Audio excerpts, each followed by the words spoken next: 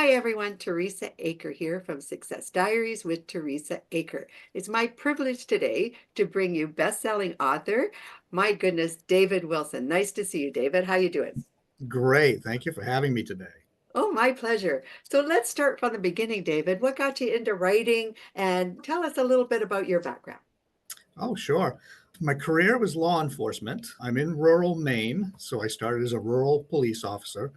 That career spanned about 20 years, and ultimately, my specialty was drug enforcement, education, the enforcement of it. So I went into the Maine Drug Enforcement Agency, which is Maine's version of the federal DEA, did some undercover work there, and then ultimately became an instructor for the Maine Criminal Justice Academy. So that's what got me into writing, was writing about my career, and it was more of a diary. When I first started, I thought I'd write down what my more memorable calls were, and some of them were exciting calls and some of them were everyday calls, but I just did it for myself. And the more that I got into the writing of that memoir, and it took me about 7 years, the more I thought I might have something that other people would like to read. So I took a chance and it was published.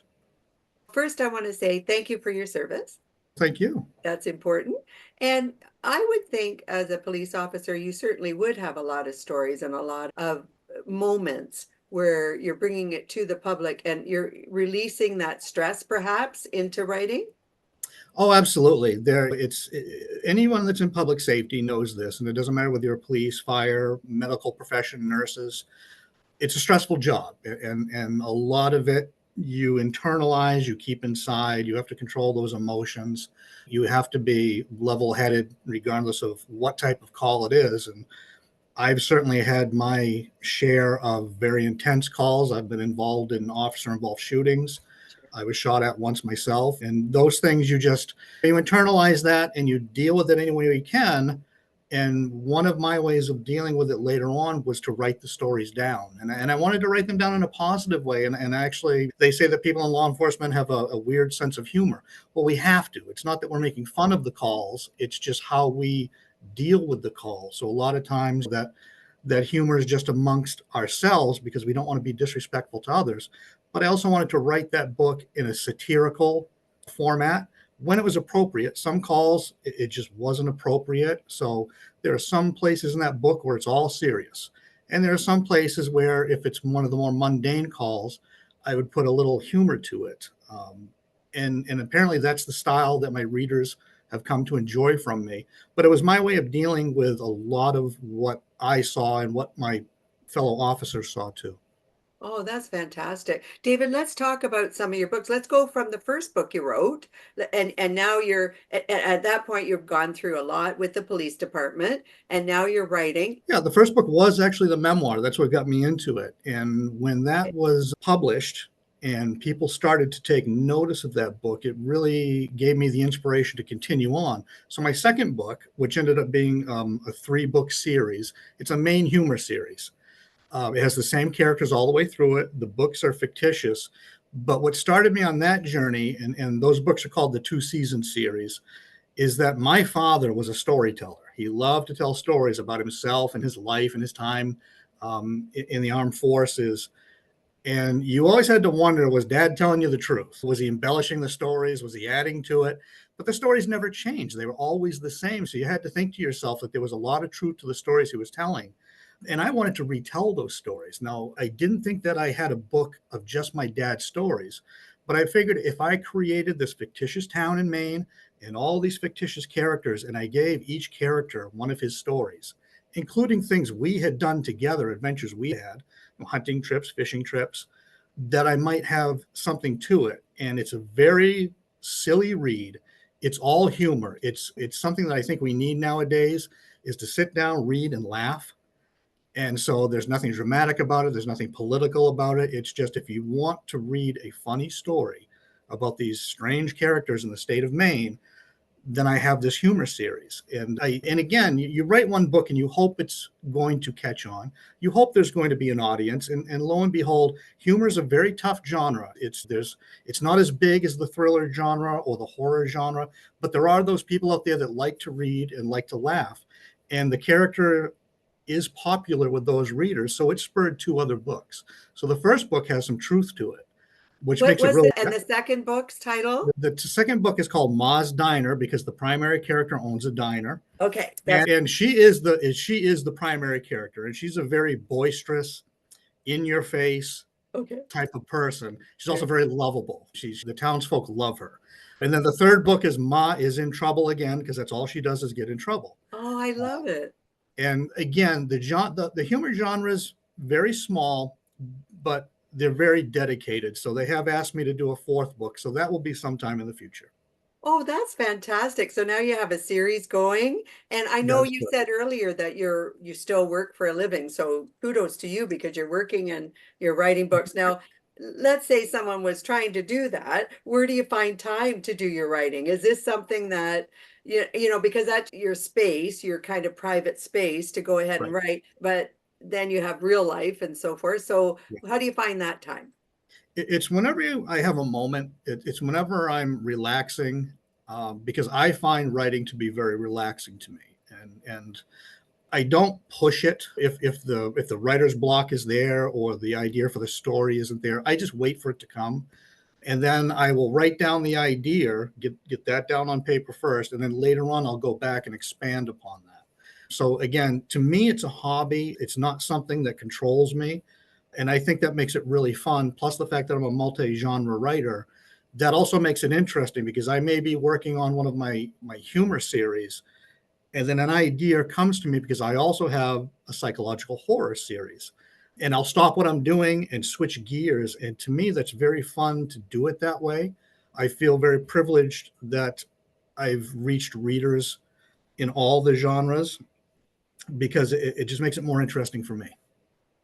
That is interesting to be able to shift gears and do that. You're very creative. Thank you. Seriously, if I sat down trying to write a book, that wouldn't happen. It would, how people have great ideas? That's me, all these great ideas, but they're never going to land on paper. That's why I do a show. Well, It's there you easier go. for me. There you But go. but I get to talk to authors like you, so very talented. I know you were doing a collaboration with another author. Is that book out yet?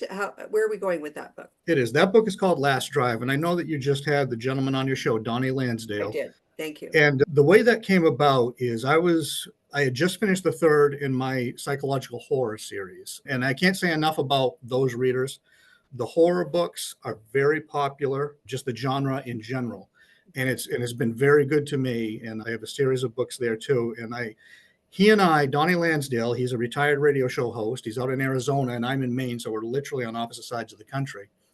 And he was narrating my book, The Devil's Final Offer. And we were just finishing up that project. And Donnie said, would you ever consider doing a collaboration? I said, well, what do you mean, Donnie? He says, I have an idea. And it's just like you just said, Teresa. He's not an author, but he had an idea. Yeah. And he said, would you author the book for me? And I said, give me some details about it, because what went through my mind was I had never done anything like that before. And I'm thinking to myself, would I be able to give it my all when it wasn't my idea? Because as authors, we have to come up with the ideas ourselves. And I was wondering how difficult it would be to take somebody else's idea and run with it. But what Donnie said was he had this idea for a murder mystery. And the interesting thing about it was he wanted the characters to be people in his family. And that was his homage to his own family. Yeah. There would be some truth to the background of the characters, but of course the story would be entirely fictitious. And I said, geez, Donnie, that kind of interests me. I said, I'm working on a project, but as soon as I'm done with the project I'm working on, I said, let me do this. I said, you give me the details about these family members and you give me the premise and I'll write a chapter and I'll send that chapter back to you. And if you like where that chapter is going, we'll do the project together.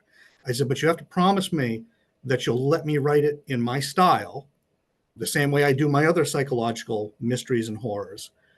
And if you let me do it in my style and you let me take the story where I want to take it, then I think we'll get a book out of it. So we started doing that. And each time I would ask him for more information, give me some more character background. And then I would create a chapter and I would send it back to Donnie and he would say, I love it. Let's keep going. Let's keep going. Let's keep going. So ultimately out of that came the book Last Drive, it's a murder mystery, very supernatural. There's a lot of supernatural things happening in that book. And I got to write it in my style. And I think we came up with a really good project, a really good product. And so far, the readers are loving it. I definitely had the privilege of interviewing Donnie. He's so proud of it, and he's so proud of you as the writer. He truly is. And so, David, well done. And yes, it's doing very well. That's good. Now, It can I is. ask you, can we circle back a little bit? What Sure. makes people so interested in horror stories? And I'm just asking because I get frightened. I can't watch them. It gives me anxiety, but I know they do well. They do. And you're a great writer. So, Well, what thank you. makes people so interested in horror? I think it's because it spans all ages. When I interact a lot with the readers, and I host a popular Facebook site called New England Reads, and as I got into it, because I didn't know if I was going to have a horror book in me, it was something that I wanted to do. I was born in Bangor, Maine, which is Stephen King country. Stephen's house was just that creepy place over on 13th Street, and I've met him a few times. Very nice guy, and I was born on Halloween, so I said, "Wow, there's going to be a horror book in there somewhere." I wrote one, and I didn't know how well it was going to do, and I didn't know just how popular that genre was until that book came out. And that very first book is still today my best-selling book and my most popular one. And there's all types of horror, from really plot-based horror, which is what I write, up to the extreme gore, which other authors do. And just like with any other genre, the readers of horror have their preference. Some people, just like when you're watching a horror movie, they want to watch that gory stuff, and that's what they want in the books. Yeah. Some of them want that slasher, mystery, whodunit type thing. But it's just such a huge genre, and they're so fun to interact with. They're very creative readers. And you have to have something new. You have to have something new for them to read, because just like a horror movie, I think that the zombie genre in horror in television has just been overdone. I think it was great when it first came out, but it's been overdone. The readers are the same way. You've got to give them something new. You've got to give them something exciting. And I do that with my books. My books are very different, and each chapter is a different story, meaning if you read one chapter, you're not going to know what's going to happen in the next chapter. And my books have been described as very fast reads, meaning the readers read them in one sitting. They have to keep going until the end to see what happens. So I've been very fortunate that I've been very successful in that particular genre, and I have a lot of fun with it. You can pick your brain. You can really go to some dark places. I do a lot of dark humor in my books, and my readers expect that of me. But you can really use your imagination in that particular genre. So I enjoy it a lot. I enjoy working on those books. I'm working on another one right now, but it's just so much fun. And it's so much fun to interact with the readers and see what they want. Because I do that too. What do you want from me? What do you want out of my books? And they will reference one of the books. They say, I want to see more of this, or I want to see more of this. And you can take those ideas and run with it. I think it just gives me so much more inspiration to know what the readers want from me. So I circled you back there, but you're right. Now you were doing mystery as well, Yes. and you're taking excerpts from your police department times, and now Yes. you have a following. So that's incredible. Like David, that's wonderful. You have a following of people who want the new series. And I heard you, I listened to you, you said you listen to your audience.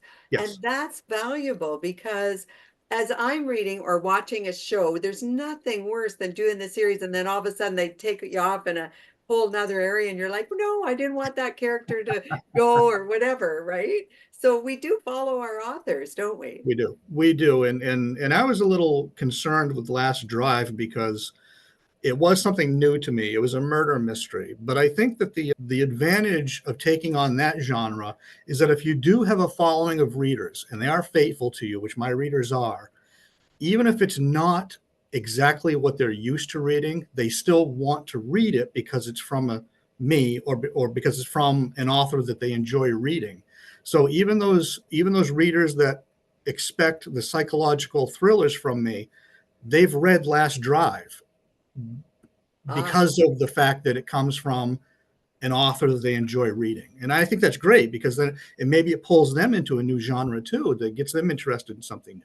that's a good point. And they would know your writing. As a Correct. psychological thriller, they would know how you are setting up the characters for the certain things. And then they're like getting that twist in there. Right. And so Right. that's exciting too, It right? is. So It is. I, They enjoy the style. I think it's the style of the writing. yeah, I think it's great. The talent that you have is wonderful, first of Well, all. thank you. Thank you very much. Absolutely. And I think that great talent really should be exposed that way. That's wonderful. And now I'm thinking now, I know you said, I heard you say you're doing other works too. Where do you see yourself in 5 years from now, David? I don't see myself writing any differently than I am now. Okay. I think that I would like to continue in the psychological thrillers and the humor series. And I think that's where I'll be, is still working on those. I think I have one more of my main humor novels in me.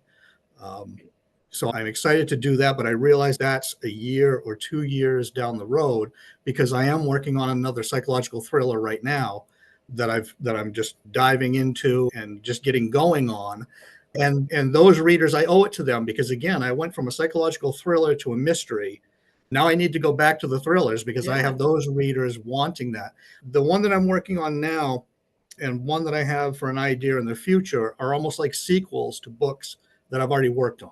So Okay. I'm taking the most popular books and I'm thinking of doing some type of tie into those, which is what my readers have asked for. So again, I want to give them what they've asked for.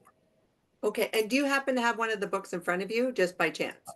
I do. I have Last Drive. That's the Oh, good. newest. Okay. That's And the newest now, one right there. and David, can you pull it up to the screen just a little bit closer? I There sure we go. can. Last drive. Okay, got it. Yeah. Now that's the proof copy. And this is the one that Donnie and I worked on. It's in hardcover, it's in paperback, it's in ebook. And Donnie right now is working on the audiobook, and he's doing an awesome job. He's doing a phenomenal job. He has an awesome voice. And because it was his project too, he's really taken it to heart, and it's sounding great. Oh, it would. I've heard him. He's really very good. Very good. Absolutely. So now you have a combination of a wonderful writer and a narrator that's able to make all the voices the characters come to life. That's Yeah, fantastic. Now, absolutely. all your books, I'm thinking you can purchase on Amazon. You Is there can. other locations that the viewers can Yeah. get your book, David? Any major online retailer, you can order my books just by title. So you can go to Barnes and Noble, you can go to the Targets, the Walmarts, all of them, and you can find my books. You can also visit my website and drop me a note if you want a personalized copy. I do that as well. There are some local shops in Maine that carry them. And I do a lot of author events too. So just come out and see me, come out and meet me. And Oh, that's interesting. yeah, those are a lot of fun. Those are a lot of fun. And you do all of the United States? Where do you travel to? No, I do primarily New England. There's a network of authors right here in the state of Maine, and we travel a lot together. So that's a lot of fun to network with other authors in my area. And yeah, I go all over New England. And again, I have a lot of fun with it because I like it when people walk up to me and tell me that they enjoy what I've written. I like that face-to-face interaction with the readers. It's great to meet them. Oh, fantastic. Now, okay, I have another question for you. So if Yeah, you were to give a new writer some advice, what advice do you think you'd be able to give us today? don't give up. Don't get discouraged. My first book, like I mentioned, took me over 7 years to write that first book. The second book that I was writing almost at the same time, and this is no joke, it took me 15 years to finish before it was something I was happy with. And there's a lot of times where there's that self-doubt, where you question yourself. Don't give up on it. And the second thing that I will give to prospective writers is don't change your style. Don't let somebody else tell you how to write it, because writing comes from the person, the single person. When I wrote my first book, I sent it out to a couple of potential editors and potential publishing houses. And I think you'll hear this from any author, is you have to expect rejection. You also have to expect opinions.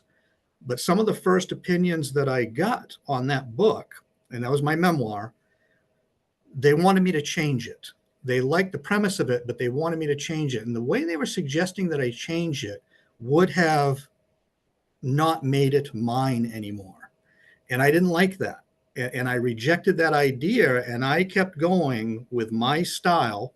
And again, I was just starting out, so I really didn't have a style.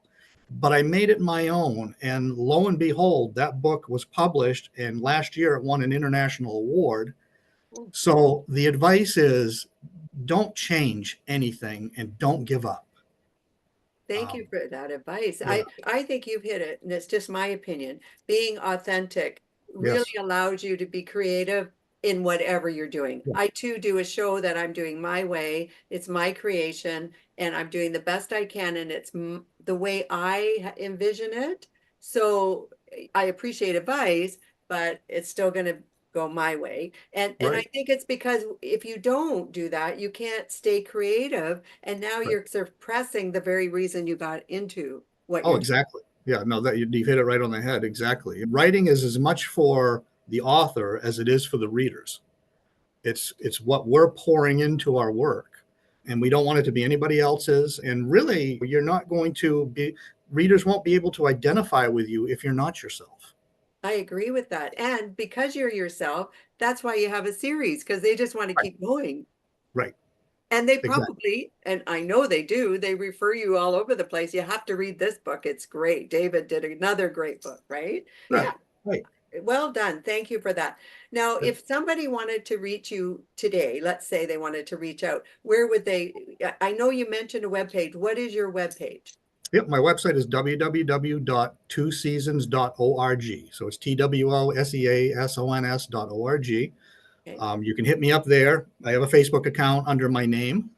Again, I host a Facebook page called New England Reads. It's very popular. That's a particular Facebook page that I created for the readers to interact with the authors. So we spotlight authors all the time. We show their pictures and their book covers, and we encourage readers to come in and ask us questions and get to know us.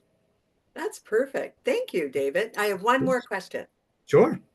Will you come back and see us again for another episode? Sure. I would love to do that. I enjoy this. David, we have so much more to talk about because I want to see about your next launches and your next series. And if you would do that, would be wonderful. I truly appreciate that.